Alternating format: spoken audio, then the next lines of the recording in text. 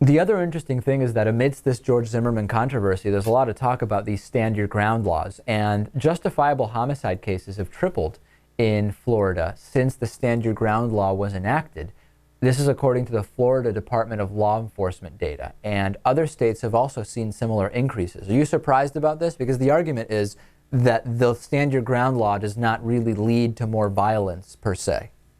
Well, I mean, then you can ask yourself, are these things that would have happened anyway and just deemed justifiable? Right. So, well, here's the numbers. Hard to say. I mean, in the 5 years before the passage of Florida's stand your ground law, there were an average of 12 killings by private citizens per year declared justifiable, okay? Most justifiable killings are committed by police officers, right? And in those cases, which have also tripled, those aren't included in these statistics. So we're looking at the ones that were not by law enforcement officials. In the 5 years since the law passed, the number has spiked to about 36 justifiable homicides per year, from 12 to 36. So we have to think about this twofold.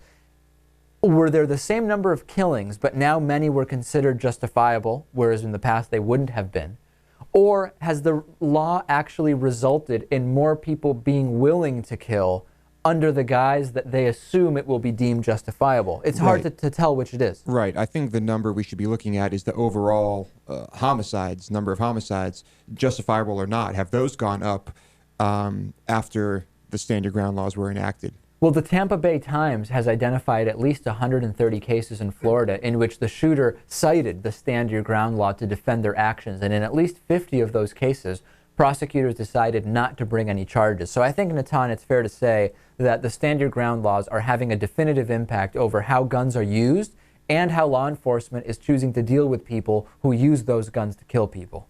Also, just on a more basic level, maybe we should look at whether more guns were purchased, because people might be more willing to think about gun use when they know that they have a law that will help them defend themselves by claiming self-defense. Well, and conversely, might people be influenced to obtain guns simply because of the fear of others using guns against them and citing the stand your ground laws? I mean, there's a lot of variables to this one. I think we all agree that nothing good comes out of a law like this. Well, no, we wouldn't all agree about that. I mean, in this room we might, but Right. certainly That's what I'm talking about, in this room. Yeah. But outside of this room, We know better. different story.